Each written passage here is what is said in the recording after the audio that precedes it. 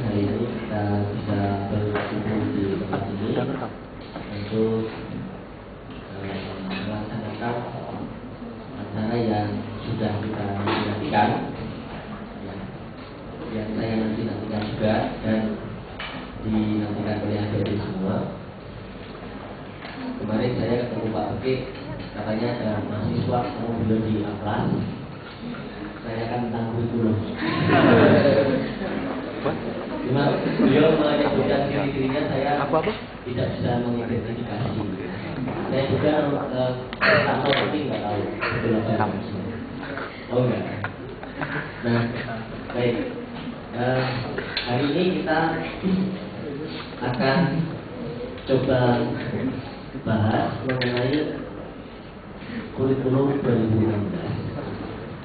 Tetapi perlu saya informasikan terlebih dahulu bahwa nanti siang jam 1 sampai selesai, Senat masih akan membahas kurikulum 2016, khususnya untuk prodi fisika, geofisika dan matematika ya.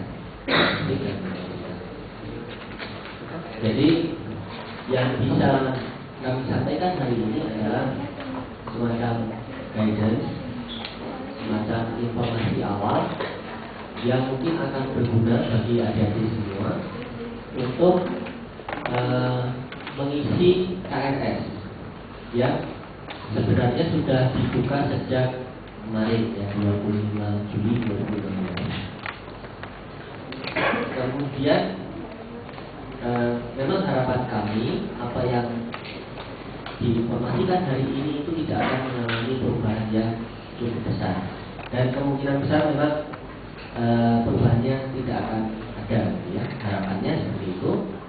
Karena kalau seandainya ada perubahan, berarti perubahannya itu perlu diinformasikan lagi.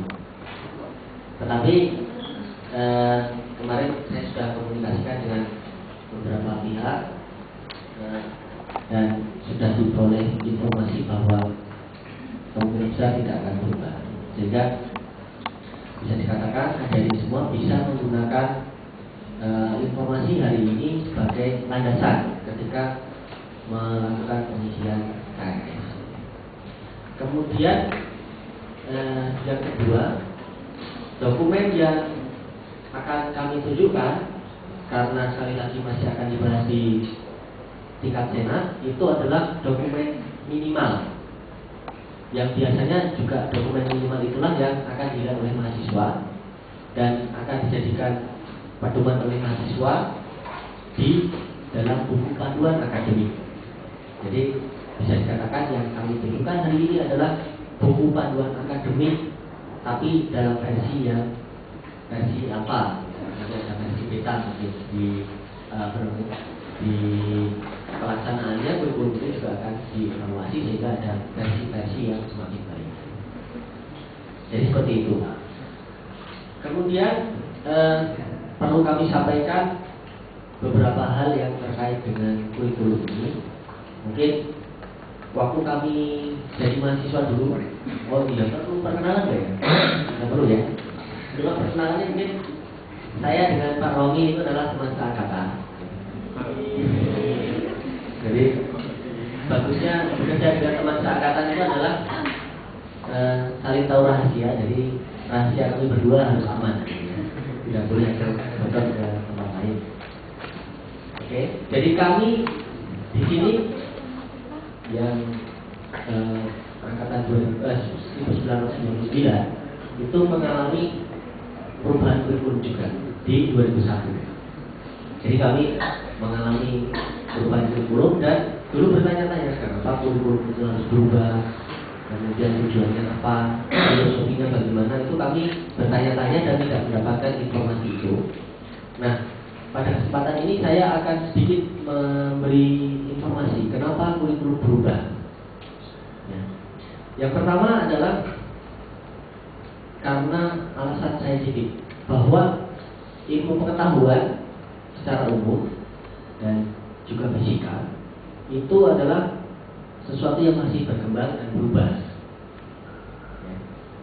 berkembang dan berubah, sehingga untuk mengantisipasi itu, ketika seseorang itu dikatakan ilmuwan dalam bidang tertentu, fisika misalnya, maka dia harus mengalami perubahan juga dalam proses belajarnya.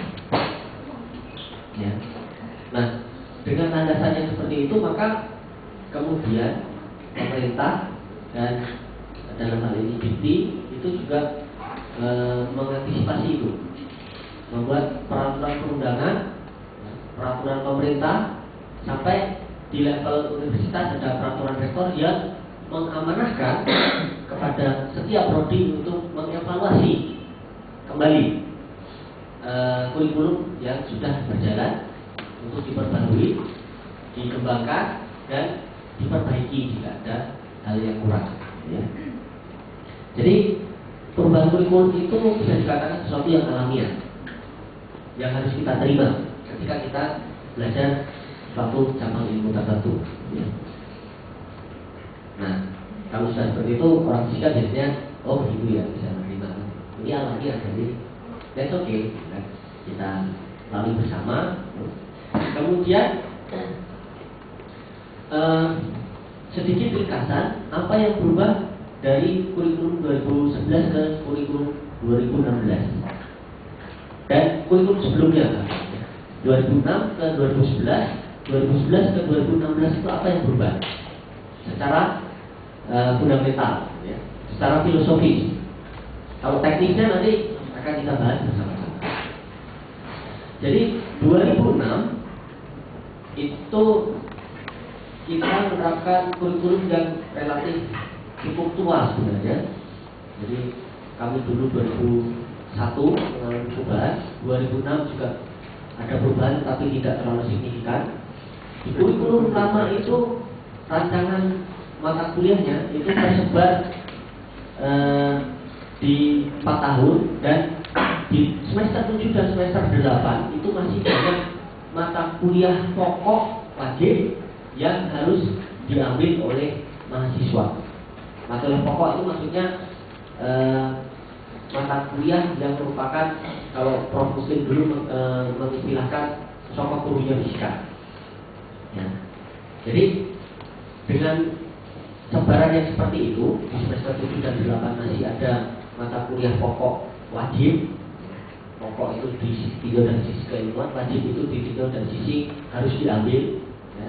Jadi sisi hukumnya bisa dikatakan seperti itu.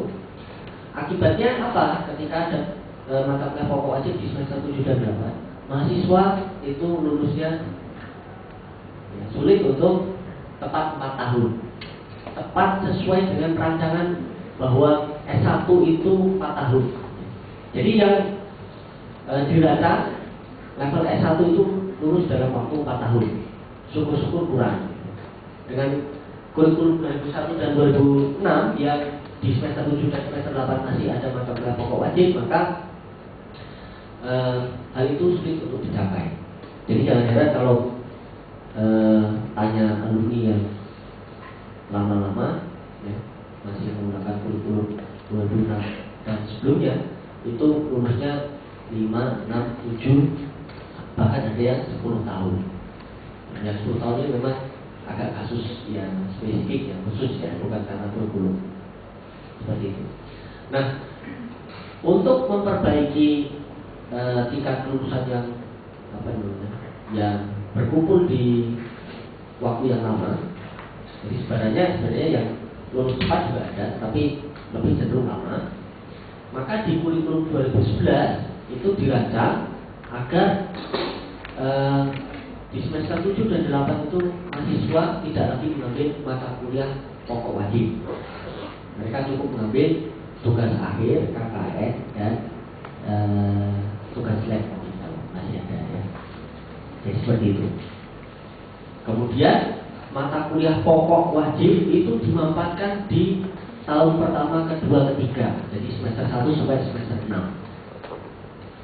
Nah, cuma dalam pelaksanaannya penyusunan kurikulum itu waktunya terbatas.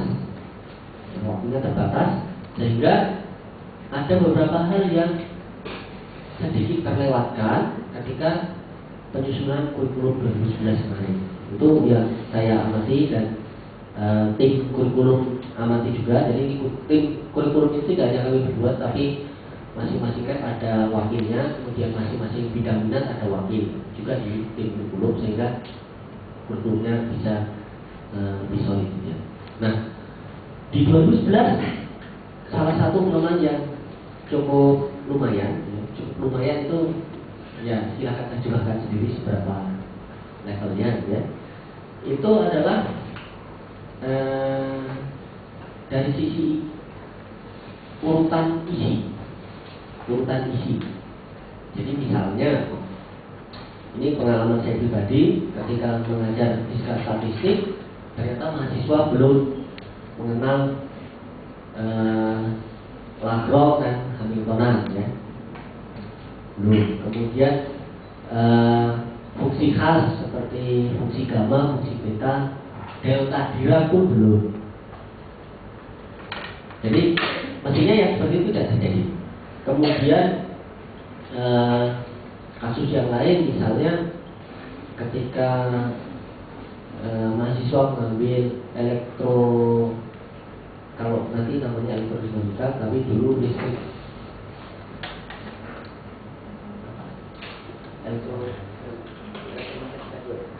elektromagnetika 2, itu mestinya mahasiswa sudah mendapatkan diferensial dan integral vektor, tapi beberapa kasus belum. Nah, jadi di kurikulum 2011 itu mata kuliahnya sudah dimanfaatkan di 3 tahun pertama atau 6 semester pertama, tetapi dari sisi urutan ada beberapa hal yang tidak terlalu halus, tidak terlalu smooth. Jadi mestinya mahasiswa dapat matisnya, kemudian baru dia menggunakan matis itu di mata kuliah yang lebih lanjut gitu ya. Tapi di beberapa kasus ternyata hal itu tidak bisa dipenuhi. Nah, di kurikulum 2016 hal yang paling pokok yang coba kami lakukan adalah melakukan penghalusan isi. Jadi kalian tidak akan terlalu mengalami perubahan yang signifikan di nama mata kuliah, dan tidak akan terlalu banyak mengalami perubahan dalam kebaruan isi. Kebaruan isi misalnya katakanlah kita melihat Nobel saja ya, Nobel tentang gravitasi, gelombang gravitasi, kemudian nanti mungkin akan jadi Nobel itu ya. Kemudian kasus Higgs boson kemarin, yang itu sebenarnya sudah masuk model standar, sehingga kalau yang belajar model standar tidak akan terlalu banyak mengalami perubahan yang drastis ya. Ada perubahan tapi tidak akan drastis. Jadi dari sisi isi kalian tidak akan mengalami perubahan yang drastis, tetapi yang terjadi hanya masalah pengurutan konten. Jadi filosofinya seperti itu. Kemudian filosofi yang lain yang selalu diambil ketika kita melakukan perubahan kurikulum adalah sebisa mungkin menghindari kerugian pada pihak mahasiswa. Maksudnya apa? Ketika 2006 ke 2011 itu ingin mengurangi efek mahasiswa lulus lama. Berarti kan mahasiswa lulus cepat itu yang diinginkan mahasiswa juga kan? Itu yang benar. Kemudian ini sekarang 2011 ke 2016 itu kita rancang agar mahasiswa bisa mempunyai tubuh keilmuan yang komplit, kemudian ketika kuliah merasa bahwa alur kuliahnya itu smooth, topiknya dari waktu ke waktu itu berkesinambungan dan tidak ada lompatan yang terlalu drastis.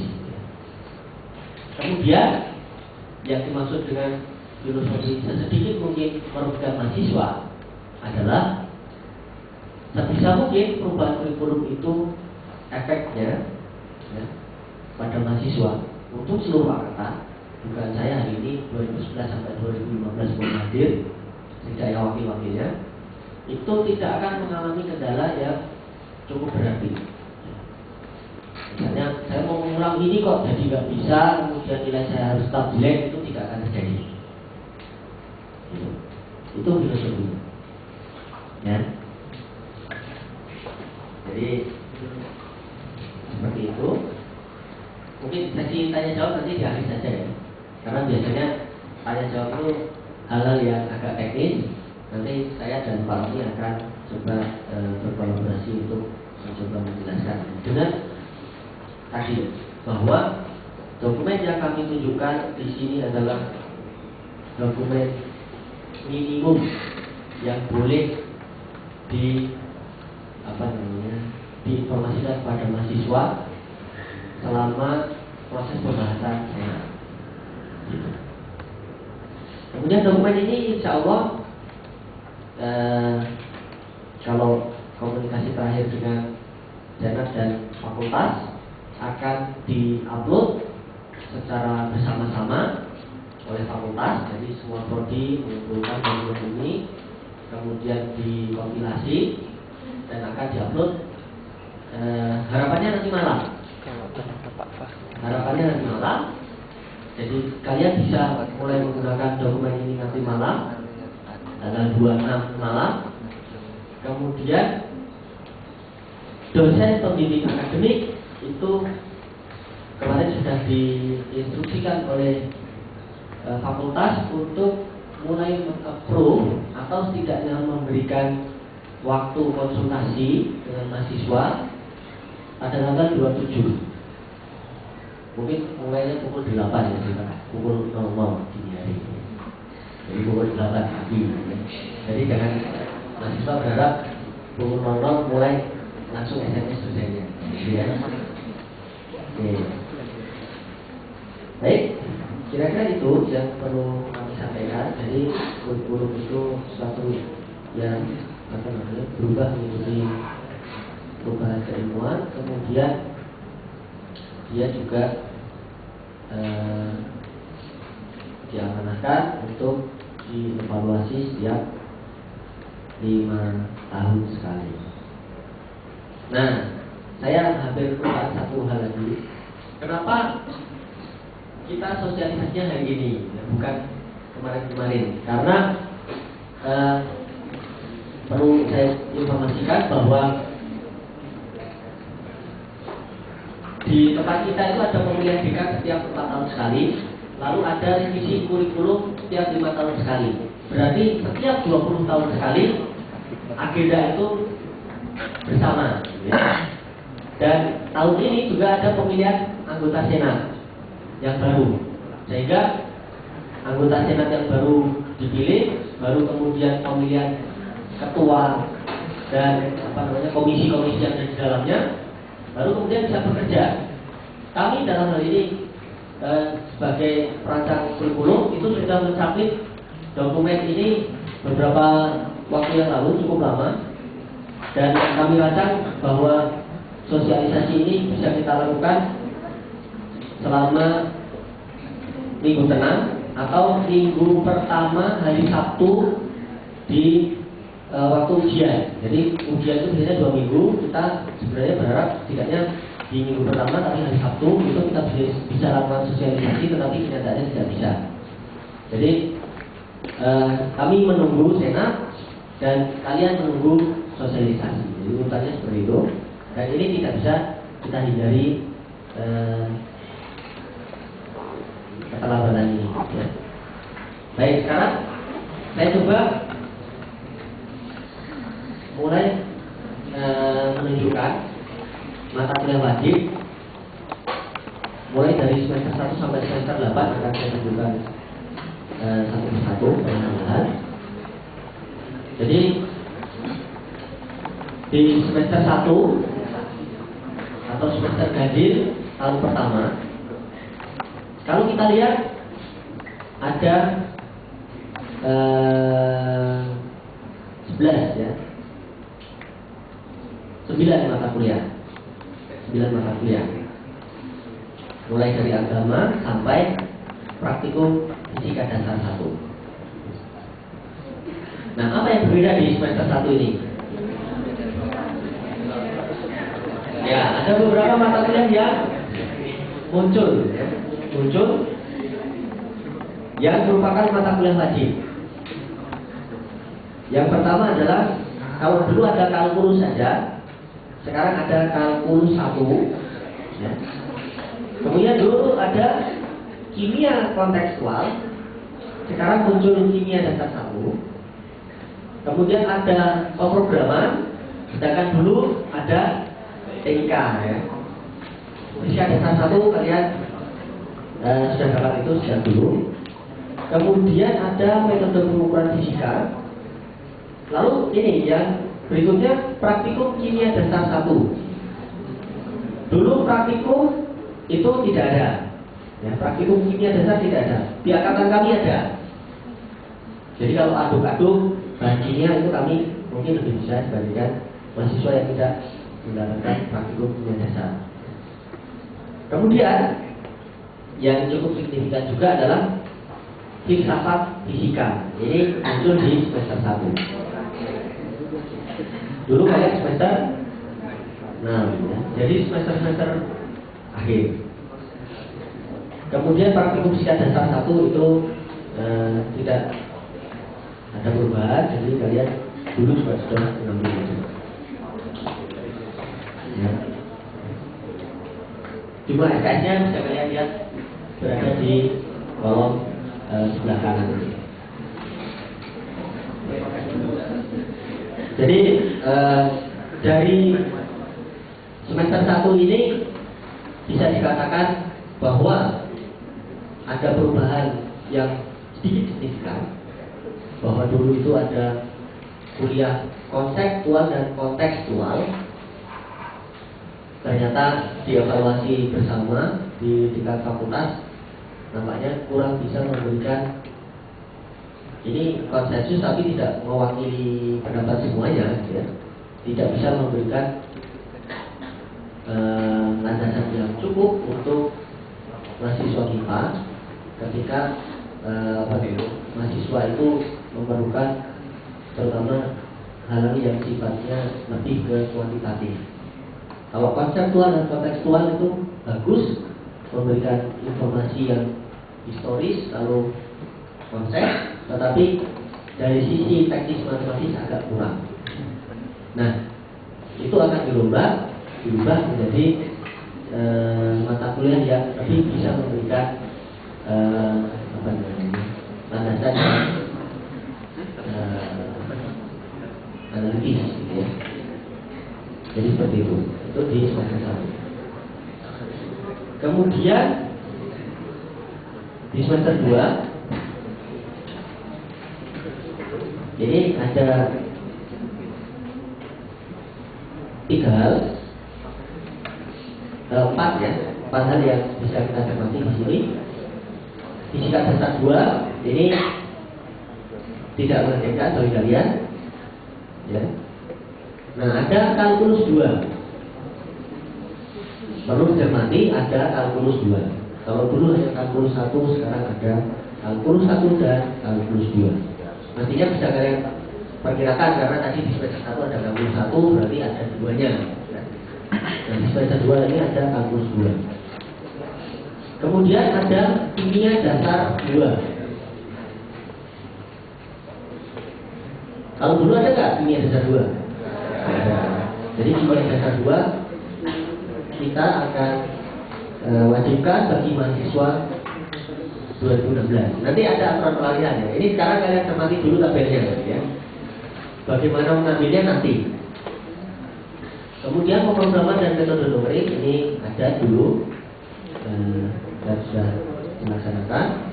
Nah, yang berikutnya adalah ada elektronika di semester 2. Kalau dulu kalian di semester 4, sekarang diberikan di semester 2. Kenapa begitu? Karena elektronika ini kita anggap sebagai kalau rekan-rekan teori, fundament pokoknya adalah matematika fisika kan. Nah, kalau rekan-rekan eksperimen ya, yang suka eksperimen, artinya bukan pengelompokan orang berdasarkan pekerjaannya, tetapi yang punya hobi gitu ya, katakanlah fisika itu hobinya eksperimen, hobinya komputasi, hobinya teori gitu ya, yang ingin bekerja di bidang eksperimental itu mestinya ilmu alatnya adalah elektronika dan akan mengalami kendala kalau ilmu alatnya itu tidak diajarkan terlebih dahulu. Istilah ilmu alat kalian tahu ya? Ilmu alat. Jadi kalau orang pondok atau tahu yang dimaksud dengan ilmu alat, namun soal itu ilmu alatnya kita sebelum baca kitab. Nah ini di dalam fisika itu ada ilmu alat yaitu matematik, komputasi dan elektronika.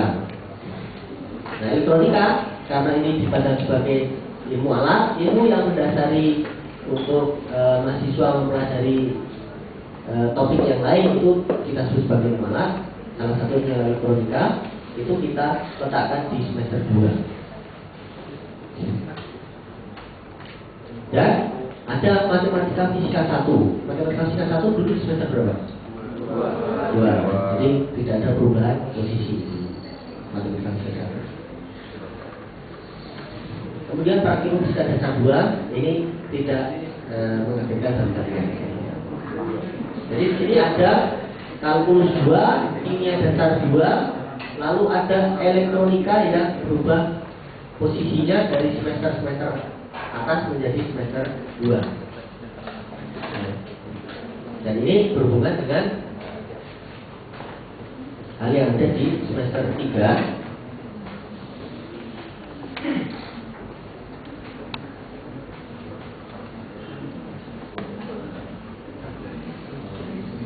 Nah, coba sekarang kita lihat di semester 3 itu ada praktikum elektronika. Ini agak signifikan. Saya agak lompat ke praktikum elektronika dulu, karena elektronika di semester 2, praktikum elektronika itu ada di semester 3. Ya, dan ada bintang 2 itu berarti ditawarkan di setiap semester. Kalau fisika inti kemudian atom molekul itu sudah kita tawarkan di setiap semester, karena Lapisanti itu lebih punya space untuk melaksanakan itu. Elektronika harapannya setelah lab ELIS ya, itu tidak, kita bisa menggunakan ruang lab ELIS itu untuk meletakkan alat-alat yang akan digunakan untuk praktik elektronika, sehingga ini bisa kita harapannya ya, ini masih dalam proses pengerjaan, semoga bisa selesai gitu. Itu akan kita tawarkan di kelas semester sekaligus. Cuma perlu diperhatikan bahwa ini di semester 3, harusnya semester 3 itu adalah semester yang diambil oleh angkatan 2015, sedangkan angkatan 2015 di semester 2 itu belum mengambil elektronika.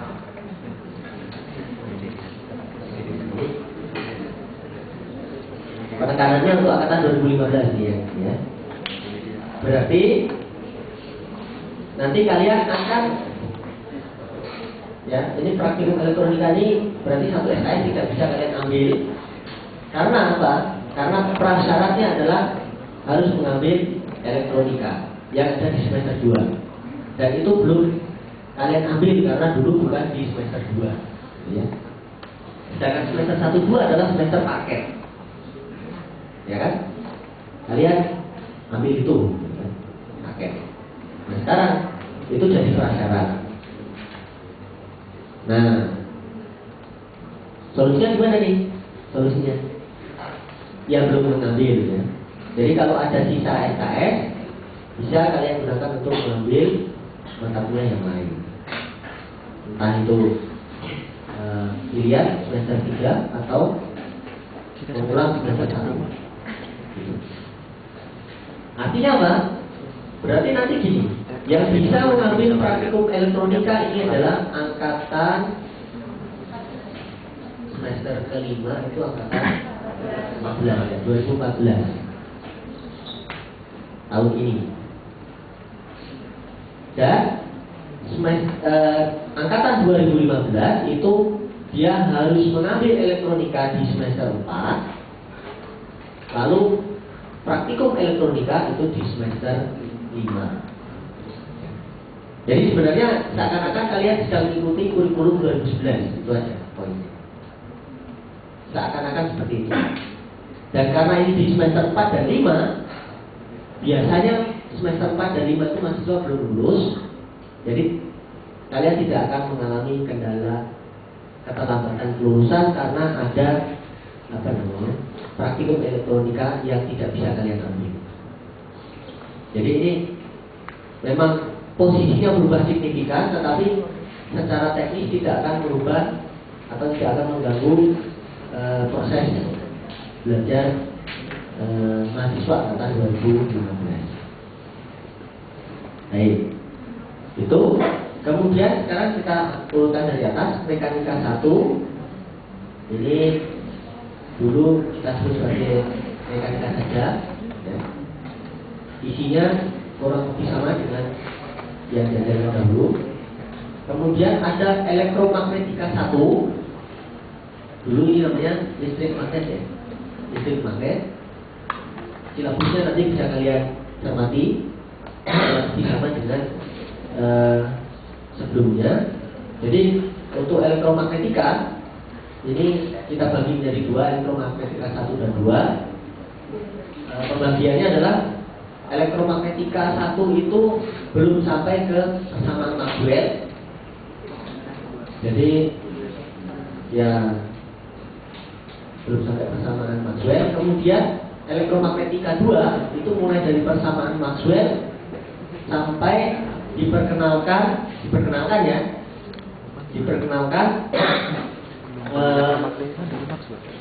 elektrodinamika melalui relativitas khusus. Itu isi di elektromagnetika 2. Pembagiannya seperti itu. Nantinya bisa kalian lihat nanti di dalam silabus. Kemudian ada komputasi fisika. Ini mata kuliah yang sudah muncul juga di kurikulum sebelumnya di semester berapa? Tetap ya. Jadi komputasi fisika tetap. Kemudian prasyaratnya adalah pemrograman metode numerik. Jadi ini tidak ada perubahan yang cukup signifikan.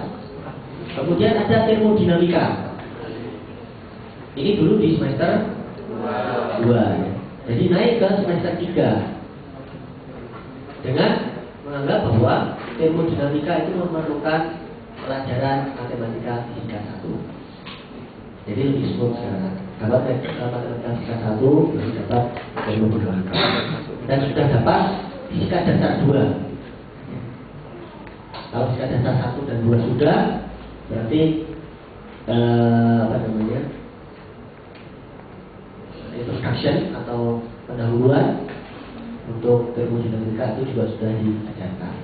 Hukum 0, 1, 2 itu sudah diajarkan, sehingga ketika masuk ke termodinamika itu akan lebih smooth kalau mahasiswanya mengikuti kuliah dengan baik. Jangan salahkan kurikulum kalau ini saya kok merasa nggak smooth ya, kamu kan nggak belajar. Itu logikanya. Kemudian ada global, kemudian matematika fisika 2 dan praktikum komputasi fisika. Praktikum komputasi fisika mestinya diberi tanda bintang 2 juga ya. Ditawarkan di 2 semester biasanya atau enggak? Enggak ya? Kayaknya enggak.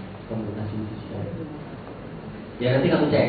Kalau memang sebelumnya sudah ditawarkan di 2 semester, akan kami tawarkan di 2 semester. Oke, matematika fisika 2, kemudian praktikum komputasi fisika. Clear ya? Semester 3 seperti itu.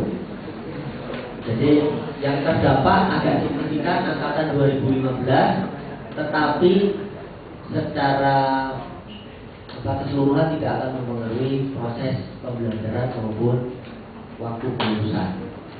Ya, yang kalian perlu lakukan ambil lagi elektronika di semester 4, praktikum di semester 5. Gitu.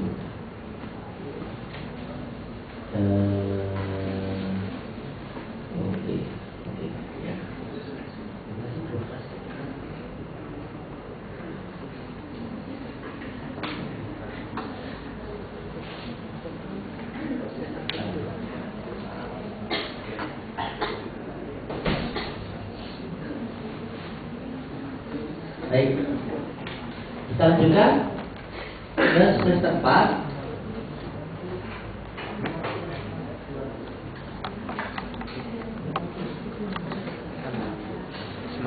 Oh iya, sedikit tambahan.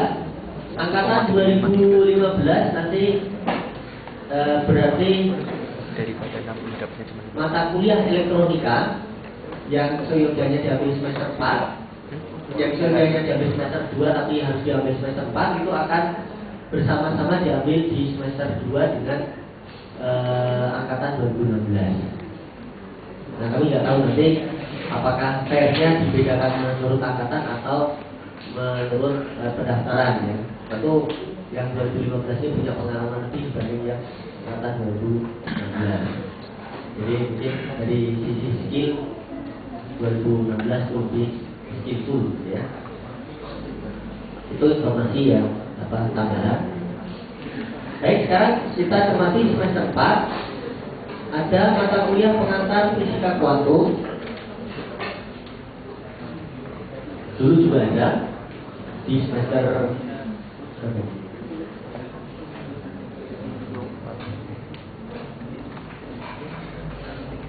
ya, pengantar fisika kuantum ada. Kemudian ya tidak buah posisinya.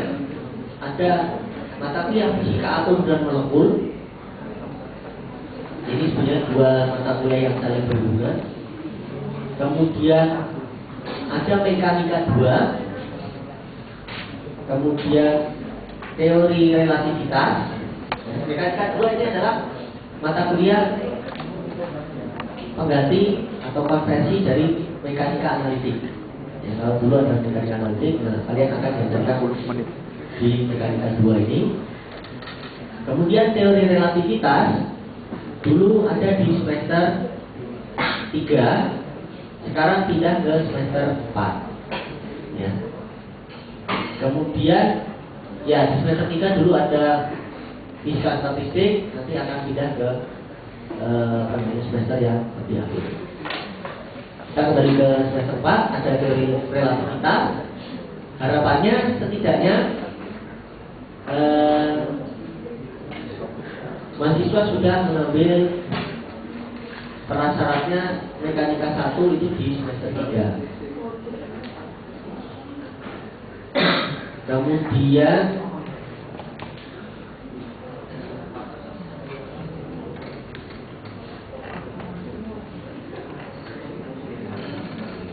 Kemudian teori relativitas kalian memerlukan notasi tensor, itu kemungkinan akan diajarkan di matematika fisika 2 atau setidaknya di matematika fisika 3 tapi di bagian awal-awal. Ya, dan tentu saja di materinya juga akan diulas lagi gitu. Ada review mengenai tensor, kemudian kalian akan menggunakan langsung di teori relativitas seperti itu. Kemudian ada matematika fisika 3. Kemudian ada elektromagnetika 2.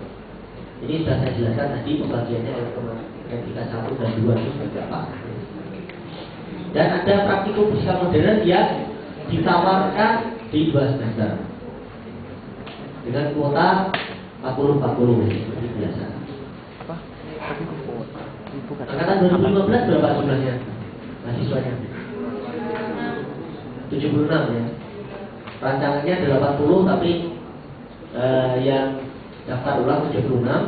Kemudian di angkatan 2016 itu kami hanya menerima sejumlah 70. Kami kurangi.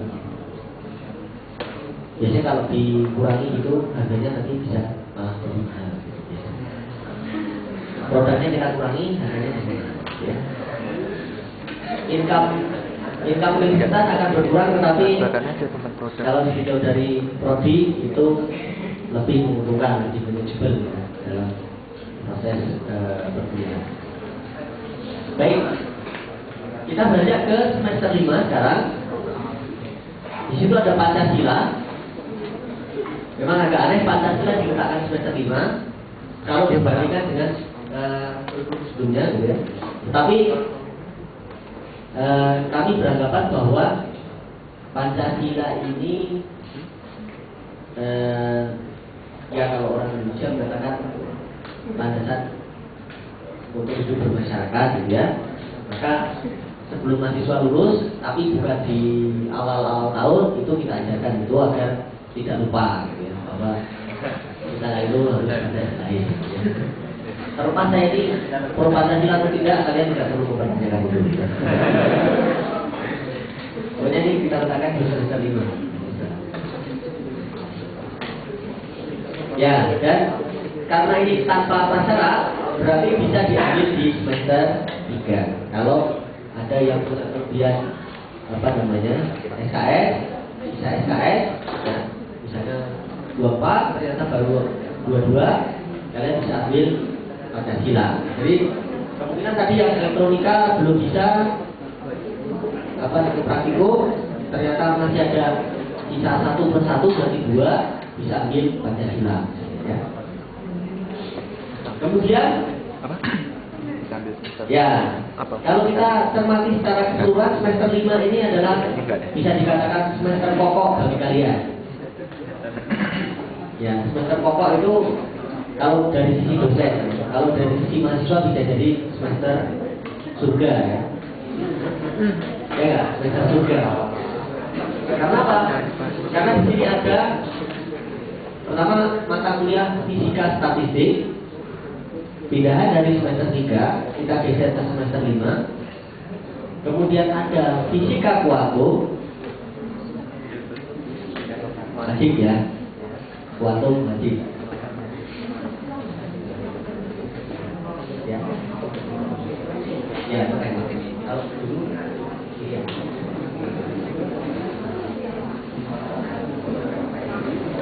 Ya. Nah, kalian sudah dengar sekarang ada fisika statistik, kemudian ada fisika kuantum. Kalau dulu fisika kuantum itu wajib apa pilihan? Wajib, ya. Sama-sama wajib. Dulu ada pengantar fisika kuantum, ada fisika kuantum sama, tetapi dari sisi isi nanti perlu kami tekankan bahwa fisika kuantum ini isinya memang sudah betul-betul kuantum gitu ya.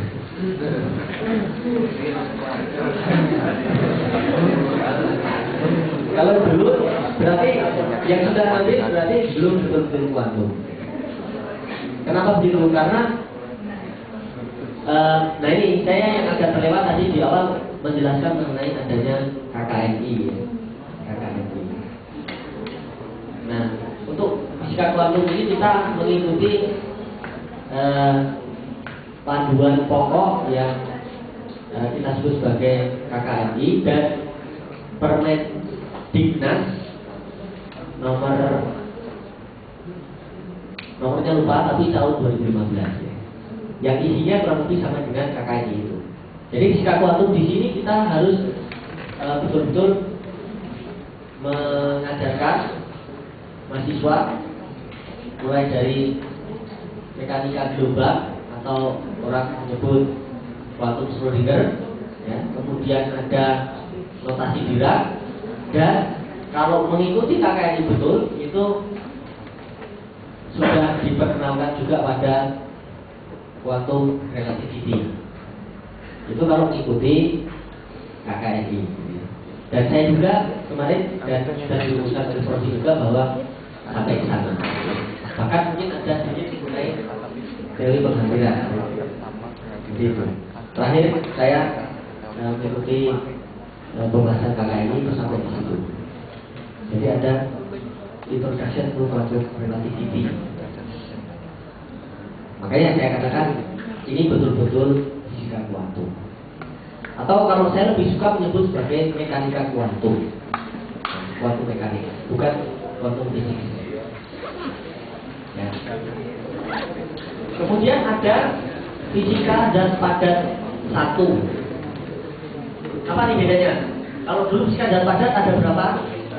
Satu saja, tanpa notasi satu maksudnya ya, satu mata kuliah. Sekarang ada fisika zat padat satu dan fisika zat padat dua. Nanti kita lihat di semester 6 ada fisika zat padat dua. Kemudian SKS-nya kalau dulu 3 SKS, sekarang 2 SKS, 2 SKS. Ini sebenarnya susunan dan pada zaman saya dulu juga seperti itu, 2 SKS, 2 SKS dan dibagi menjadi 2 ya, bukan 4 SKS. Kemudian ada optika modern. Ini masih sama dengan kurikulum sebelumnya, pengampunya biasanya Pak Mitra, isinya pun juga sama ya. Ditambah sedikit mengenai optika kuantum. Tapi Pak Mitra biasanya mesti sampai situ karena beliau memang bidangnya spektroskopi dan laser. Biasanya memang sampai optika kuantum. Kemudian, nah ini ada fisika inti dan partikel 1. Kalau dulu hanya ada fisika inti saja, lalu ada mata kuliah fisika partikel pilihan. Nah, di kurikulum 2016 itu ada mata kuliah yang bisa dikatakan bunga rampai, tetapi jenis bunganya masih sama, ya, mawar merah dan mawar kuning, fisika inti dan partikel. Isinya apa? Isinya kurang lebih sama dengan sebelumnya, karena dulu fisika inti itu hanya 3 SKS, sekarang fisika inti dan partikel 4 SKS, jadi 2 SKS, 2 SKS. Sehingga isinya itu fisika inti ditambah dengan Introduction to Particle Physics. Saya kurang tahu isinya apa, nanti mungkin Pak Rami bisa menjelaskan ya, jadi yang partikel 1 ini. Memang bukan bidang saya ya. Kemudian mungkin bisa ditambahkan dulu Pak Rami.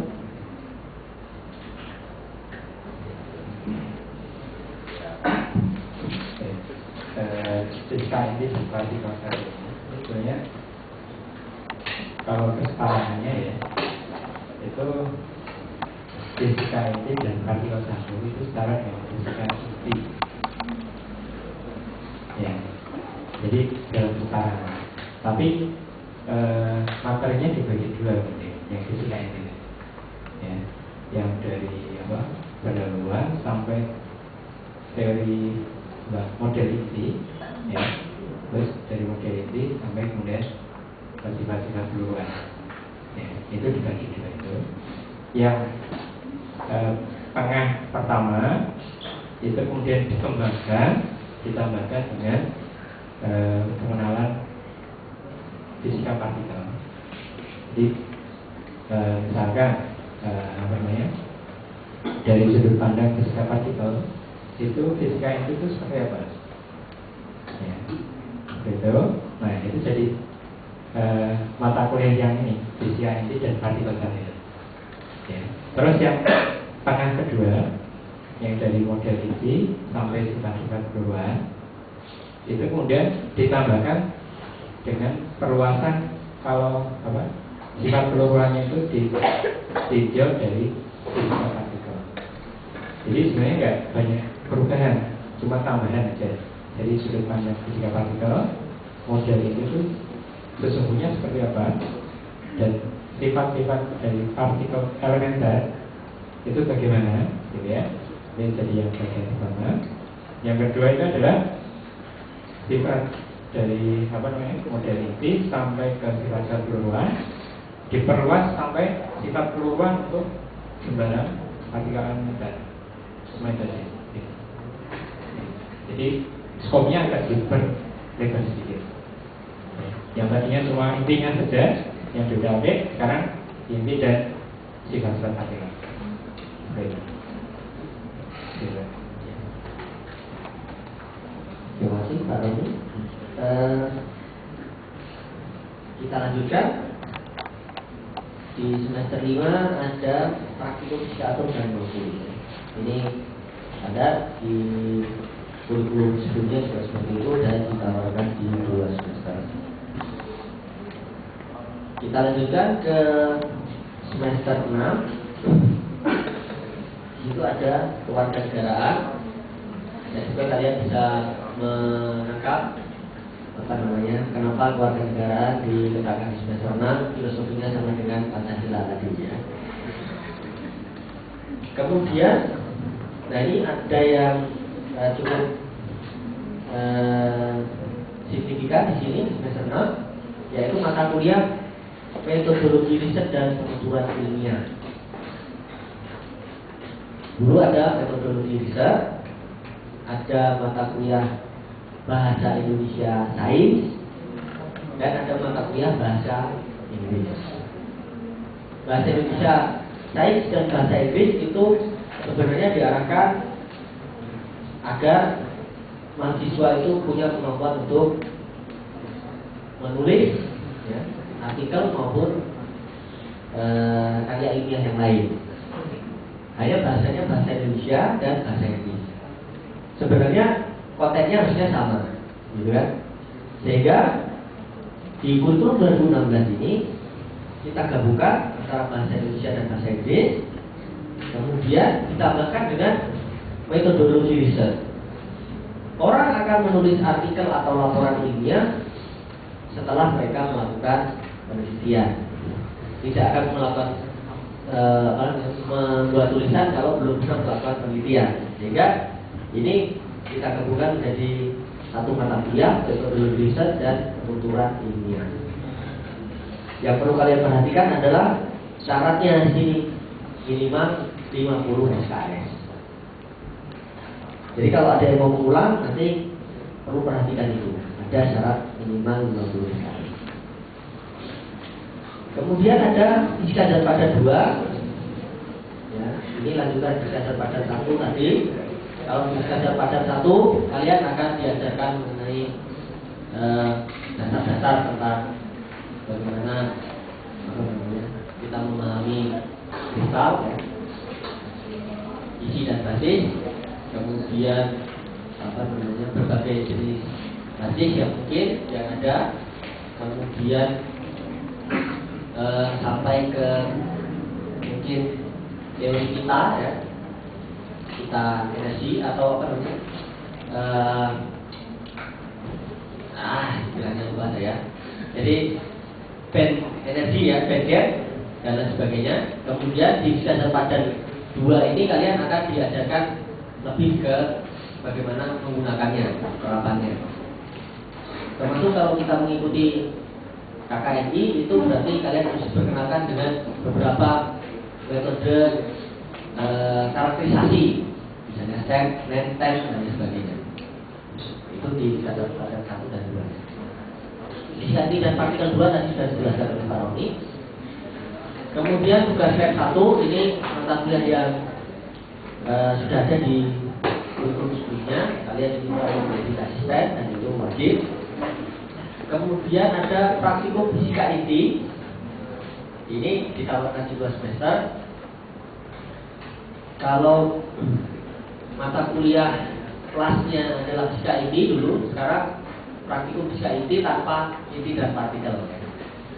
Kalau mau praktikum partikel silahkan ke akselerator yang ada di sana.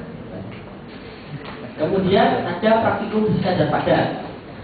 Jadi ada mata kuliah fisika dan padat 1, 2. Kemudian ada praktikum fisika dan padat, di mana praktikum fisika dan padat itu prasyaratnya adalah fisika dan padat 1. Artinya apa? Fisika dan padat 2 itu sebenarnya implisit karena boleh diambil bersama-sama dengan praktikum. Ya. Kemudian, nah ini semester 7 dan 8. Semester 7 dan 8 itu bisa dikatakan sama, kecuali hanya satu mata kuliah saja, tugas kelas 2. Ya. Isinya adalah KKN. Kalian bisa mengambil mulai semester 7 atau semester 8 atau antar semester sebenarnya. Kemudian yang paling signifikan di sini yang perlu kami tekankan adalah tugas akhir A dan tugas akhir B ini mengalami perubahan dari sisi jumlah SKS maupun dari sisi teknis pelaksanaan penilaiannya.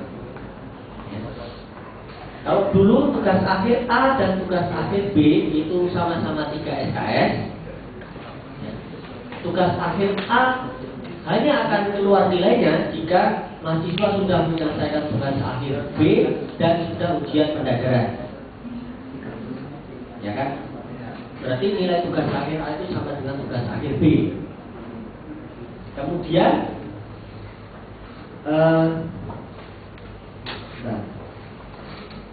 ya seperti itu.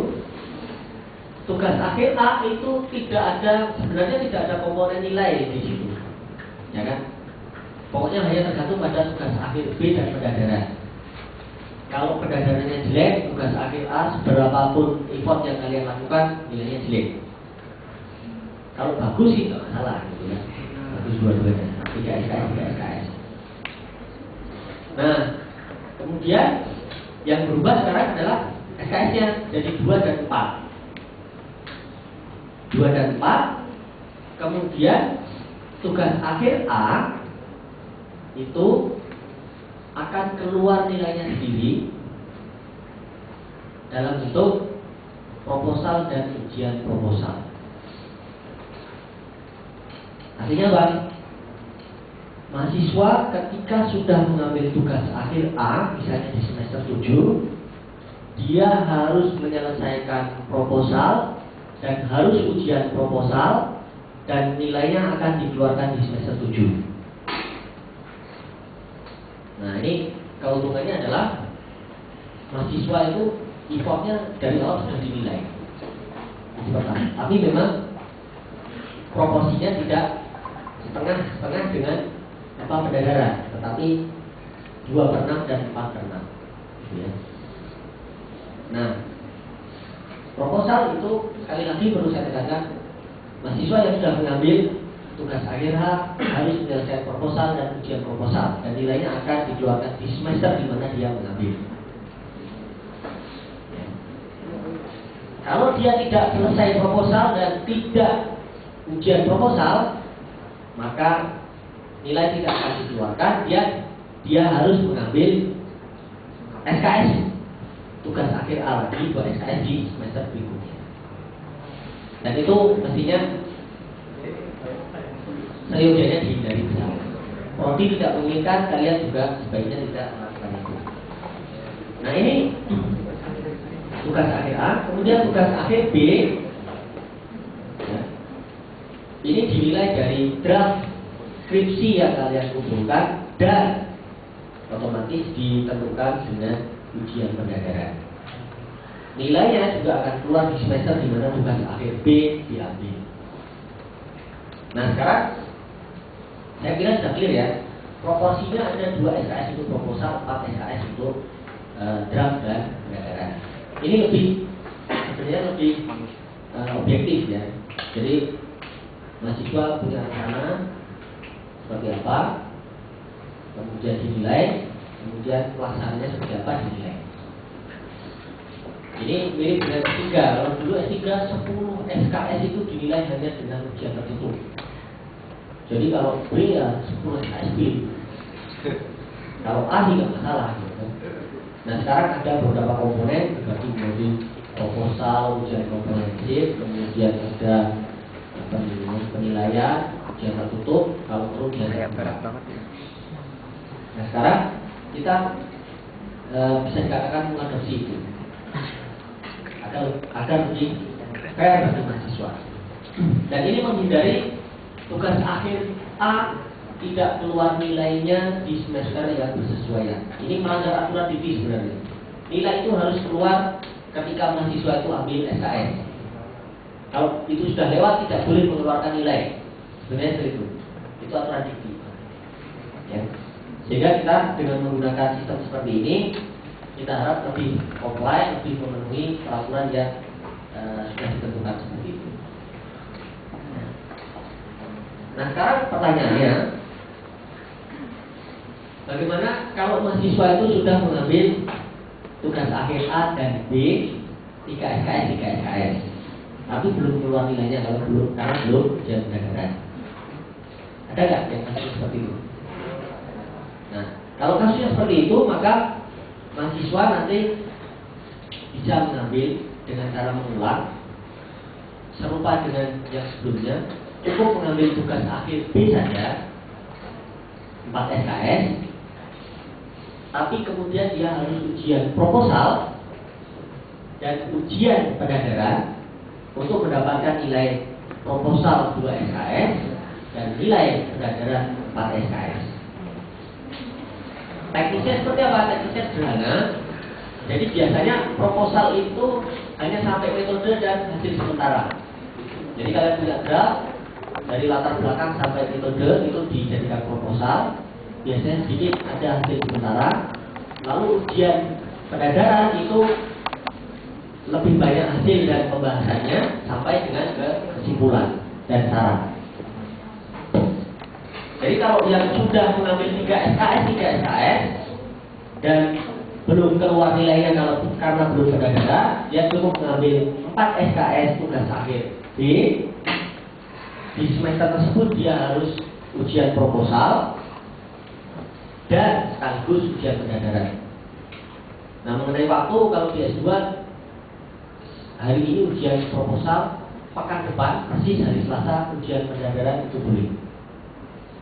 Jadi ya proposal dalam hal ini karena sudah memiliki 3 SKS atau 6 SKS, sebenarnya semacam formalitas untuk mendapatkan nilai yang 2 SKS itu. Tapi kalau proposal dan presentasi proposalnya jelek, ya nilainya juga bisa jelek. Gitu. Jangan menyepelekan tugas akhir A atau proposal. Nah, kalau yang belum mengambil sama sekali, bagaimana? Kalau yang belum mengambil sama sekali, ya sudah, namanya 2 dan 4 SKS. Gitu. Bisa sekaligus, ya, bisa sekaligus 2 dan 4, berarti dia ujian proposal dapat nilai 2 SKS, ujian pendadaran dapat nilai 4 SKS. Clear ya? Dan ini tidak akan merugikan siapapun, karena hanya berubah SKS-nya. Kemudian lebih fair karena effortnya dimulai dari awal. Kemudian yang sudah terlanjur 3 SKS tinggal mengajukan saja ujian sampai dengan metode. Kalau draftnya sudah selesai, kan itu cukup potong sampai metode ujian proposal, lalu ujian pendadaran sampai dengan akhir.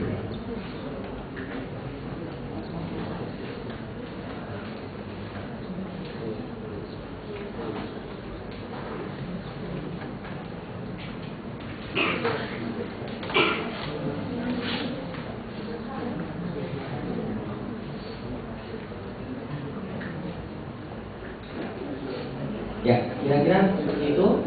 Dan semester 8 kalian bisa lihat itu adalah duplikasi semester 7. Kenapa kita tampilkan? Karena memang rancangan dikti itu S1 itu 8 semester atau 4 tahun. Jadi harus di dalam tabelnya ada 8 semester. Ya. Jadi ini ada bintang 2 itu berarti di tawarkan 2 semester. Lalu di SKS ini ada kurung, berarti ini sudah ditawarkan sebelumnya. Ya, seperti itu. Kemudian ini daftar mata kuliah pilihan semester ganjil, dan semoga ini yang di-approve juga oleh Jenang nanti. Intinya begini, kalau mata kuliah wajib, kita mengalami penambahan dari 107 menjadi 115. Kalau mata kuliah pilihan kita mengalami pengurangan. Ya. Kenapa dikurangi? Pertama, belajar dari pengalaman. Kalau mata kuliah pilihannya terlalu banyak, justru semuanya tidak terselenggara. Karena kita ada threshold minimal terselenggara itu diikuti oleh 8 mahasiswa. Ketika mata kuliah pilihannya banyak, punya minat masing-masing, semua tersebar di mata kuliah pilihan, justru akibatnya semua mata kuliah pilihan di awal-awal itu harus disesuaikan. Maka kita kurangi mata kuliah pilihannya. Kemudian yang tidak kalah penting adalah kita akan pindah ruang kuliah, ya, dari MIPA Selatan ke MIPA Utara.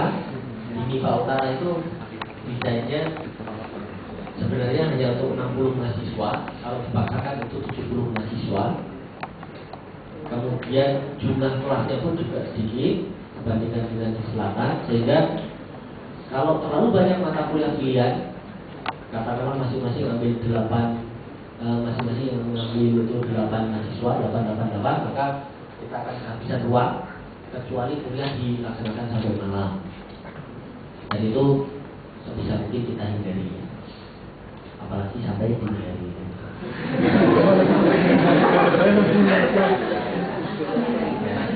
Jadi dua hal, yang pertama itu tadi untuk menjamin terlaksananya mata kuliah, yang kedua untuk menghindari kuliah malam.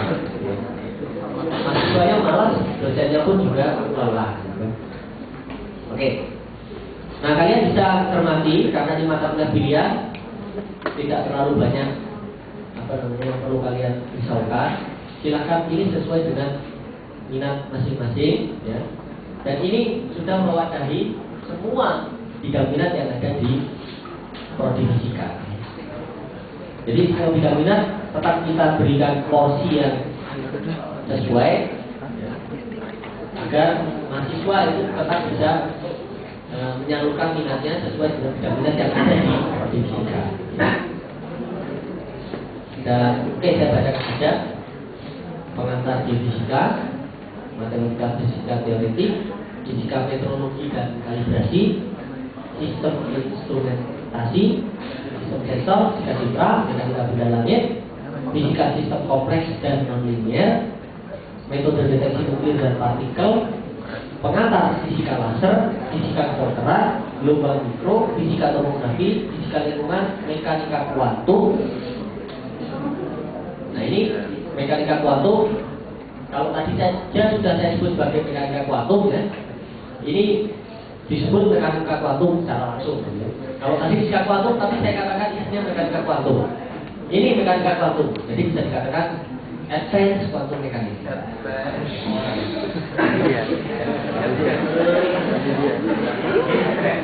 Kemudian ada fisika partikel dan polimer, kerja praktek dan pengantar ekonomi fisika. Oke, yang teori jadi cukup puas ya karena ada mekanika kuantum. Yang komputasi, yang mana ini? Komputasi. Ini sistem kompleks dan nonlinear komputasi. Kemudian fisika citra ada, tomografi ada, kemudian kedokteran ada, ekonomi fisika masuk kamu itu. Ya, laser dan akustik itu juga ada, metode deteksi nuklir dan partikel. Kemudian yang bidang minat materi itu ada cahaya dan polimer, fisika instrumentasi dan sistem sensor. Jadi hampir semuanya tetap terwadahi. Ya. Oke. Dan kerja praktek pilihan di semester ganjil dan genap. Oke, berikutnya pilihan di semester genap itu ada metode analisa grafik, metode deteksi atom dan molekul, mikrokontroler dan antarmuka, kapasitas fisika komputasi, agama 2 pilihan, ya. Tapi ini nanti namanya mungkin berubah ya, agama 2 mungkin sains dan agama, ya, sains dan religion. Tapi saya belum mendapatkan kepastian karena ini masih akan dibahas, terutama yang agama 2 di senat nanti. Kemudian pengantar fisika partikel masih tetap ada. Artinya kalau tadi ada fisika inti dan partikel, di sini pengantar fisika partikelnya bukan lagi pengantar yang betul-betul pengantar, tapi pengantarkannya sudah di tengah jalan. Kemudian ada fisika reaktor, proteksi radiasi, akustika modern, pengantar nanosains, kapasitas fisika material, fisika material komputasi, metode analisis material, secara geometrik, biofisika, energi, kewirausahaan teknik dan elektrodinamika. Ya. Nah, perlu kami sampaikan bahwa elektrodinamika 3 SKS di sini adalah pilihan, dan ini adalah mata kuliah inline dengan S2. Bagi mahasiswa yang sudah mengambil elektrodinamika di S1, 3 SKS dan lulus dengan nilai A, ya, itu bisa digunakan di transkrip S2 sebagai mata kuliah wajib. Jadi tidak perlu mengambil elektrodinamika lagi di S2. Itu pilihan kita. Baik, jadi itu mata kuliah wajib pilihan terkait dan tidak genap. Lalu ada aturan peralihan. Nah ini yang perlu kalian cermati sebenarnya, peraturan peralihan, karena ini berlaku untuk kalian semua. Ya.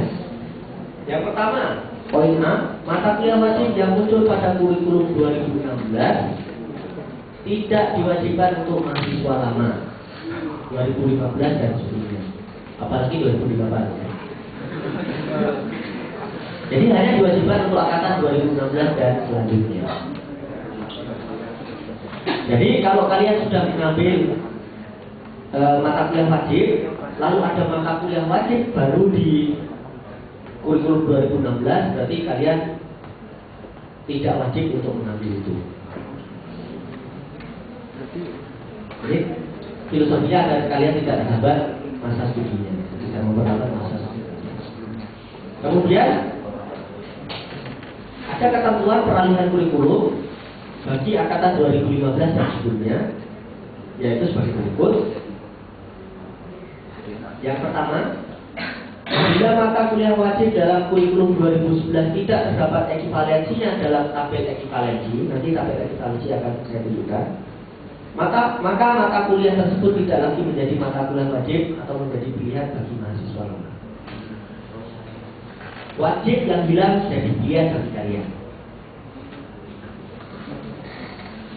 Lalu kalau pilihan berarti konsekuensinya bisa eliminir kalau nilainya jelek di dalam kelasnya atau dihilangkan. Itu pertama. Kemudian bila mahasiswa lama belum mengambil, jadi belum mengambil mata kuliah wajib di kurikulum 2011 atau ingin mengulang mata kuliah wajib di kurikulum 2011 dan mata kuliah wajib tersebut ada dalam tabel ekivalensi, misalnya listrik magnet dengan elektromagnetika 1, ya, maka dia wajib mengambil mata kuliah ekivalensi pada kurikulum 2016. Dia tinggal ambil ekivalensinya di kurikulum 2016. Listrik magnet dapat nilai E misalnya, saya ingin mengulang elektrik, berarti mengulangnya adalah elektrodinamika 1, elektromagnetika 1. Kemudian yang perlu diperhatikan adalah prasyarat pengambilan mata kuliah tersebut mengikuti prasyarat kurikulum 2016. Hanya saja kurikulum 2016 itu kurikulum yang 2011 yang diperhalus urutannya. Jadi otomatis kalian sebenarnya tidak akan mengalami kerugian. Kalau memang belum mengambil syaratnya itu sebaiknya ya diambil dulu. Karena ini sudah runtuh. Jangan lompat-lompat. Itu yang pertama. Jadi prasyaratnya mengikuti kurikulum 2016. Kemudian SKS yang diakui adalah SKS mata kuliah tersebut pada kurikulum 2016. Cuma kalau kasus listrik magnet masih sama ya. Cuma kemudian kalau tugas akhir kan berubah, maka SKS-nya mengikuti SKS yang ini berlaku juga untuk tugas akhir. Kemudian yang ketiga, mata kuliah wajib dan pilihan yang sudah diambil mahasiswa lama tetap diakui. Kalau nilainya bagus, tetap diakui dan tetap muncul dalam transkrip. Ya. Kemudian ini terkait dengan mata kuliah wajib yang hilang dan mata kuliah pilihan. Ya. Pembatalan mata kuliah pilihan berarti yang wajib dan pilihan itu juga masuk aturan ini. Ya. Diberlakukan sama untuk setiap angkatan. Artinya pembatalannya semua angkatan 2011 sampai 2015 bahkan 2016 itu maksimal hanya boleh 10%. Kalau saya hitung kemarin, mata kuliah wajib yang tidak ada konversinya yaitu mata kuliah konseptual dan kontekstual, itu total 8 SKS. Bukan 8 SKS. 12 SKS. 12 SKS itu hanya 8% dari 144. Jadi kalau mata kuliah konsep dan konteks kalian itu semuanya E saja, mau dihilangkan semuanya saja, gitu ya, itu baru 8%. Kalian masih punya sisa 8 SKS ya, 8 SKS, bahkan kurang dari 8%. Ya. Berarti kalian masih punya sisa kurang lebih 4 SKS lagi, 4% lagi dari 144 untuk meng-cancel atau membatalkan mata kuliah pilihan.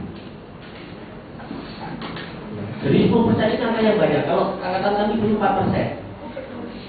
4% saja. Kalau sekarang 10%. Makin murah sekarang. Diskonnya sudah. Jadi ini sangat aman. Kalau mata kuliah wajib yang bidang tanpa ada ekivalensinya itu kalian batalkan saja, itu hanya 8 SKS. Itu jauh di bawah 10%. Sisanya bisa kalian gunakan untuk meng-cancel atau membatalkan mata kuliah pilihan yang nilainya tidak. Ya, ini sangat aman. Oke kan? Kemudian ini yang tidak kalah penting, yang perlu kalian perhatikan, ini berlaku untuk masing-masing angkatan berbeda. Beberapa mata kuliah wajib yang tadinya dilaksanakan pada semester ganjil, genapnya jangan dibaca dulu. Beberapa mata kuliah wajib yang tadinya dilaksanakan pada semester ganjil dalam kurikulum 2011 dan berubah pelaksanaannya menjadi semester genap dalam kurikulum 2016 ya, akan ditawarkan pada semester ganjil. Artinya apa? Kalian tadinya mau mengulang satu mata kuliah yang ada di semester ganjil, ya kan? Berarti semester depan. Tetapi ternyata mata kuliah tersebut dipindah di semester genap. Berarti kalian harus menunggu. Artinya kalian kehilangan 1 tahun, atau menunggu 1 semester sebenarnya. Tapi kami antisipasi mata kuliah yang seperti itu akan ditawarkan di semester ganjil pula di kurikulum 2016. Ya. Nanti akan ditanya mata kuliah tersebut apa. Nah ini untuk mengantisipasi agar kalian tidak ada delay 1 semester pun sebenarnya. Tapi kesempatan ini hanya akan diberikan di semester 1 kurikulum 2016. Jadi semester depan ini, kalau dulu ada yang menggadang-gadang satu mata kuliah yang akan saya ulang di semester ganjil ternyata pindah di semester genap, harus ambil semester ganjil kurikulum 2016. Harus ambil tahun ini saja. Karena tahun depan ini akan kami coba untuk tidak melakukan ditawarkan di 2 semester. Ada nggak yang punya kasus seperti itu? Ini ada ya. Dan sebaliknya, kalau tadinya ada mata kuliah di semester genap berubah menjadi semester ganjil, itu juga akan tetap ditawarkan di semester ganjil dan genap. Jadi kalau mau ulang mata kuliah yang bergeser semesternya, ulanglah di tahun ajaran 2016-2017. Karena setelah itu mengikuti semester di kurikulum 2016 saja. Kalau sekarang ditawarkan di 2 semester. Ya. Seperti itu. Kemudian aturan tugas akhir tadi sudah saya ulas ya. Saya ulas sedikit. Semester 2016 sampai segalanya yang sudah mengambil tugas akhir dan akan mengambil tugas akhir B pada SKS pada semester tersebut mengajukan untuk menyampaikan proposal penelitian.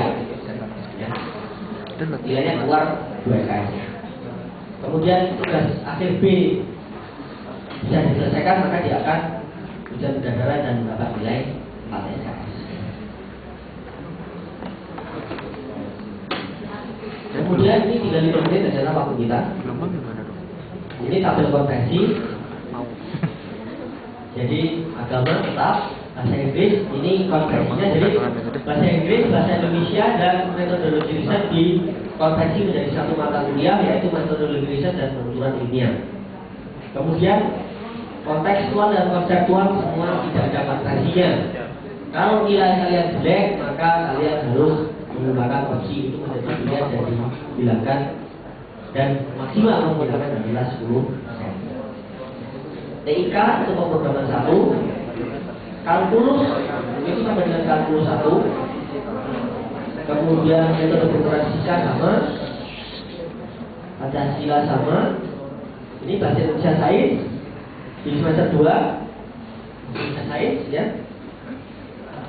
Ini konversinya jangan lupa dengan metode riset dan pengetahuan ilmiah.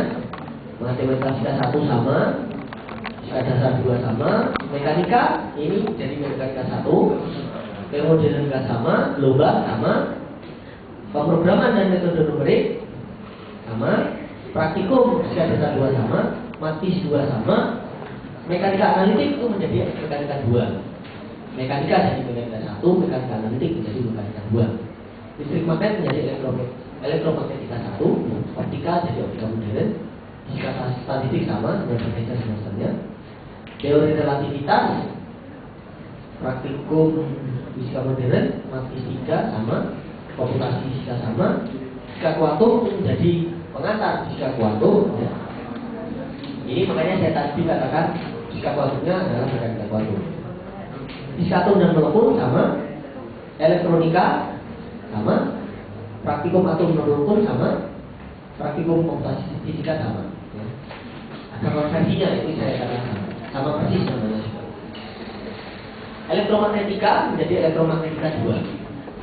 Isinya maksudnya pakai elektrodinamika yang relatif. Jika ini konversinya jika ini partikel 1. Ya. Ini adalah konversinya. Ingat kalau mau mengulang fisika inti berarti ambilnya fisika inti dan partikel 1. Ya.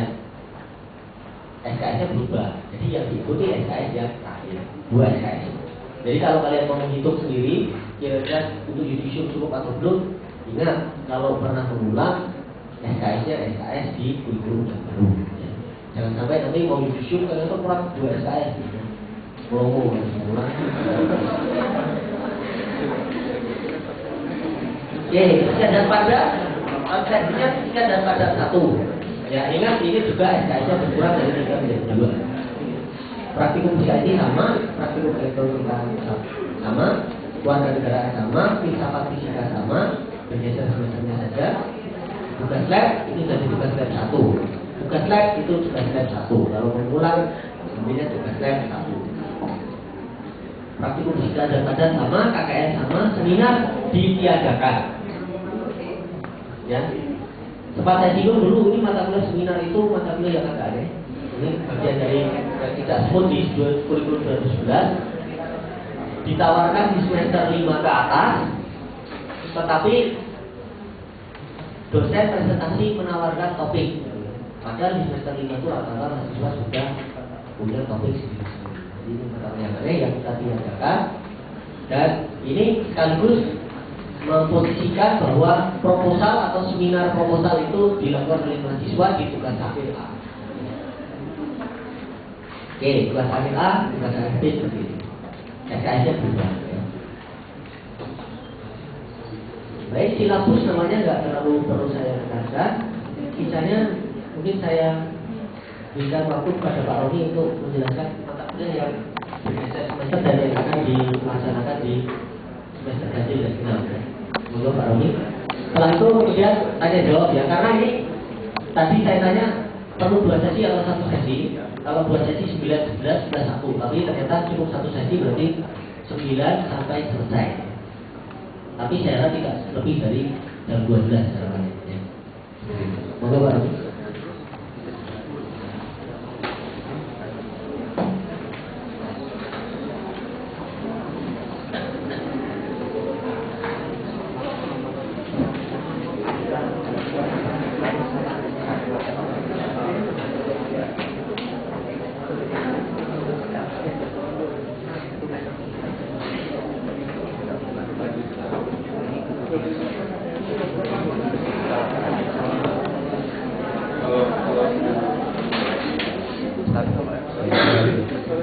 Saya menambahkan saja.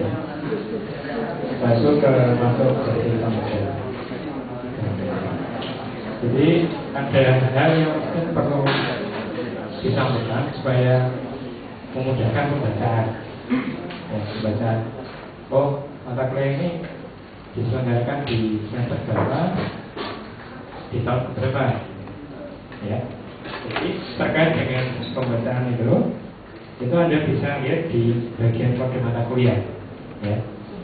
Jadi kode mata kuliah itu di depannya huruf, ya. Nah, di belakangnya ada angka. Nah, yang bagian yang ditawarkan oleh prodi fisika itu adalah kalau depannya M, terus tengahnya F, terus terakhir S. Maksudnya adalah bagian depan ini adalah fakultas, ya. Jadi M itu fakultas kita, F itu fakultas departemen fisika, F-nya yang terakhir adalah prodi fisika, ya. Jadi MFR artinya dari MIPA diberikan oleh prodi fisika pada departemen fisika, dan yang terakhir adalah diselenggarakan oleh prodi fisika, ya. Nah, ada nggak yang beda? Oh, ada.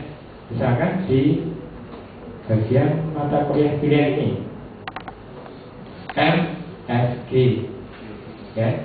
Artinya M-nya itu MIPA, F-nya itu departemen fisika, G-nya fisika, ya. Jadi di sini ada suatu mata kuliah pilihan yang diselenggarakan oleh prodi fisika yang bisa diambil oleh yang dari prodi fisika, ya. Seperti itu. Jadi supaya nggak bingung dengan kodenya.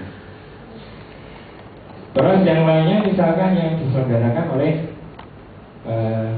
departemen yang lain, ya.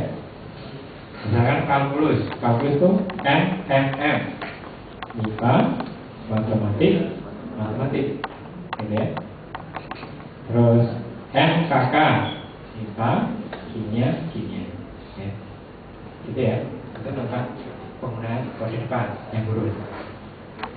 Yang angka juga sangat penting. Kenapa penting?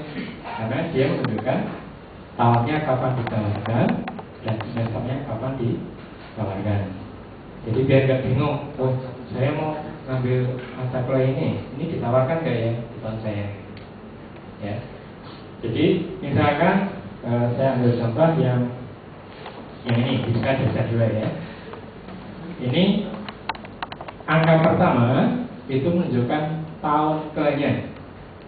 Jadi 1 itu artinya tahun ke-1. Jadi ini ditawarkan di tahun ke-1, ya. Yang 2 bagaimana yang bertengah? Yang bertengah APK. Gak terlalu penting. Gak tahu ya gak apa-apa, ya. Terus yang terakhir, yang 2 ini, 2 yang terakhir. 2 ini menunjukkan ganjil dan genap, ya. 2 itu kan genap, ya. Jadi dia ditawarkan di semester yang genap, ya. Jadi 1012 artinya ditawarkan di tahun pertama, terus ditawarkan di semester genap, ya. Jadi kalau Anda perhatikan di sini yang satu itu semuanya 1, betul? Yang belakang ini ganjil, yang sini genap semua, ya. Jadi misalkan, ya, saya ini kan yang paling muda kan angkatan 2015, ya, yang di ruangan ini. Nah 2015 itu berarti masuk ke tahun kedua. Tahun kedua sudah dijelaskan bahwa misalkan elektronika itu hanya mungkin kalau sudah masuk ke semester ke-5, ya. Jadi untuk semua mata kuliah yang ditawarkan di semester ke apa? Oh tadi, ya. Harusnya yang angkatan 2015 itu elektronikanya, ya, yang masalah, ya. Dia kan harus mengambil barang elektronika atau sudah mengambil, Ya. Nah, artinya yang praktikum elektronika atau elektronika ini kan bermasalah, harus nunggu semester ke 5, gitu ya. Semester 5 atau keempat? Elektronika. Tekan ya. Jadi kayak belum bisa deadline, harus di drop kan gitu kan. Jadi yang mata kuliahnya itu kan berkurang datanya. Nah, untuk memenuhi kekurangan dari pengambilan mata kuliah itu gimana? Ya opsinya adalah ngambil mata kuliah wajib yang tidak ada prasyaratnya atau mata kuliah pilihan, kan gitu kan? Yang mata kuliah wajib yang tidak ada prasyaratnya adalah misalkan ya Pancasila tadi, ya Pancasila, ini kan tidak ada prasyaratnya. Atau mata kuliah pilihan yang ditawarkan di tahun itu dan prasyaratnya sudah diambil, kan gitu ya. Jadi dilihat saja misalkan di semester ganjil ini ya, untuk angkatan 2015 berarti yang bisa diambil adalah yang kodenya tahun kedua, gitu ya, atau tahun ke-1. Nah, yang di semester ganjil ini semua. Berarti yang bisa dilihat untuk kuliah adalah pengantar fisika, matematika fisika teoretik, fisika metode dan kalibrasi, sistem instrumentasi, sistem sensor, citra, dan mekanika angin. Ini pilihan yang mungkin diambil oleh angkatan 2015. Ya. Kalau aman misalkan ambil yang pengantar fisika atau fisika teoretik karena nggak ada prasyaratnya, ya. Sama fisika citra. Nah, yang lainnya bagaimana? Yang lainnya ya, lihat, saya sudah ambil 1061 ada ya. Biasanya 1061. Metode pengukuran fisika sudah ambil kan? Nanti bisa lihat. Itu ya. Mudah-mudahan paham ya. Ya, itu pentingnya pengkodean tadi. Jadi biar ketika ada kekurangan mata kuliah, Anda bisa langsung melakukan trace terhadap mata kuliah yang mungkin diambil. Gitu. Terus terkait dengan berapa mata kuliah yang kemudian menjadi mata kuliah pilihan. Ya. Jadi mata kuliah pilihan, saya perlu tekankan ya, di kurikulum untuk kalian, mata kuliah pilihannya itu sumbernya ada beberapa. Yang pertama adalah memang mata kuliah pilihan, oke. Jadi yang di fase ini, yang mata kuliah pilihan adil atau benar, ya. Itu opsi pertama. Mata kuliah pilihan adalah satu, memang dia adalah mata kuliah pilihan, oke. Yang kedua adalah mata kuliah wajib yang tidak lagi ditawarkan di wajib pada kurikulum 2016, ya. Mata kuliah wajib yang tidak lagi ditawarkan, saya ulang ya, mata kuliah wajib yang tidak lagi ditawarkan sebagai wajib. Contohnya apa? Seminar, konseptual, ya. Ada lagi? Kimia kontekstual, terus fisika kontekstual, ya. Seperti itu. Itu menjadi pilihan, ya. Terus yang terakhir, yang ketiga, ya, adalah mata kuliah wajib di kurikulum 16 yang bukan wajibnya kalian, ya. Contohnya apa? Contohnya adalah fisika inti dan partikel 2. Itu tidak wajib. Fisika zat padat 2 itu bukan wajib kalian, ya. Terus lagi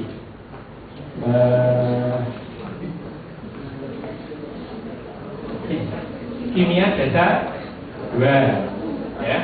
Praktikum kimia dasar 1 dan 2 itu juga tidak wajib. Ya. Jadi diingat itu ya, tiga hal tadi yang jadi mata kuliah itu. Nanti kalau bingung lagi nanti. Oke, Itu praktek jadi itu saya enggak. praktikum nggak usah ngambil, fisika dasar, kimia dasar nggak usah ngambil. Jadi ada kemungkinan wajibnya itu malah turun drastis untuk kalian angkatan kalian. Tapi pilihannya bertambah. Jadi komponen wajib kurikulum 2019 dan pilihannya apa namanya? Pilihannya. Ya. Begitu. Oke.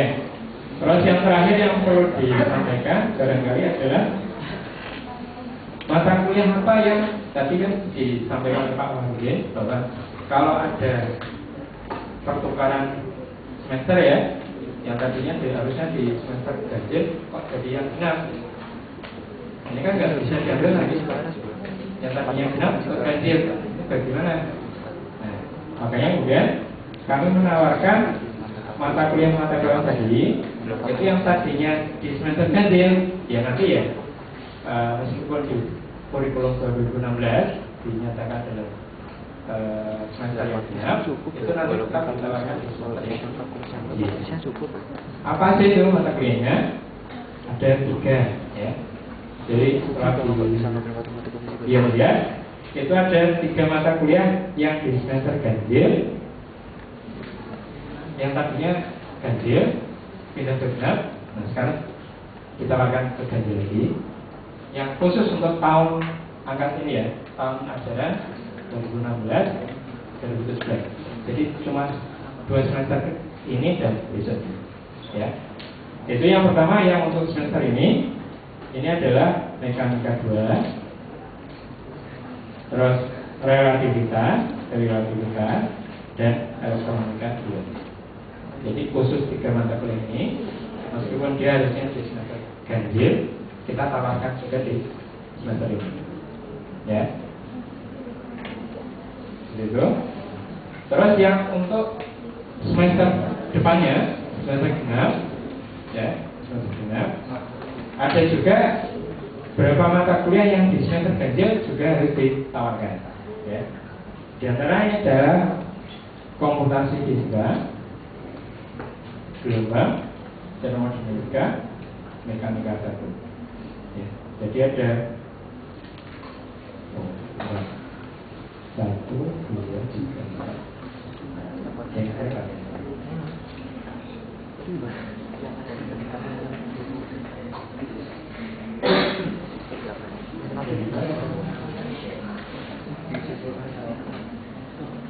Nah, yang kurang 1.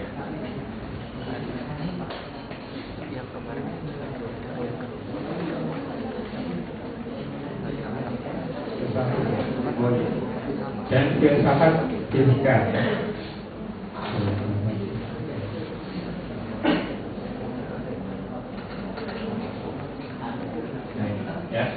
Jadi semester genap itu ketambahan filsafat fisika, komputasi fisika, gelombang, termodinamika dan mekanika 1. Ada 5 mata kuliah ya. Jadi jangan kaget kalau dalam 1 tahun ini kok mata kuliah kok ada ditawarkan 2 kali. Filsafat fisika ya, sekarang gitu ya, misalkan itu peruntukannya untuk yang angkatan baru 2016 ya, 2016. Nah, tapi kalau yang besok yang genap itu untuk angkatan yang semester 6 saja ya, semester 6. Cuma kalau kemudian ada yang bermasalah, misalkan perlu pengulangan, nanti bisa dia ikut pengulangan. Gitu ya. Saya kira cukup.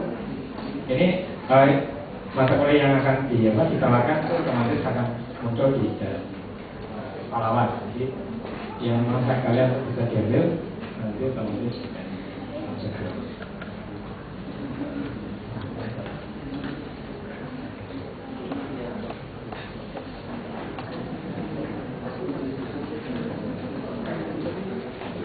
Baik, Itu penjelasan yang bisa kami berikan hari ini. Organisasi sejauh yang kami bisa. Silakan dipergunakan untuk mengisi KRS mulai nanti malam, dan setelah dokumen ini muncul di kemungkinan di web IPA ya. Kemarin saya terakhir menanyakan mau di web IPA atau di Palawa. Palawa apakah ada sistemnya? Kemungkinan besar di web IPA. Termasuk silabus ya. Silabus sebenarnya sudah saya berikan, tapi kalau ditayangkan di sini namanya tidak akan selesai dibahas dalam sehari ya. Sehingga kalian cermati sendiri-sendiri per semester per apa namanya yang kalian perlukan. Baik, masih ada cukup waktu untuk tanya jawab jika ada yang mau bertanya.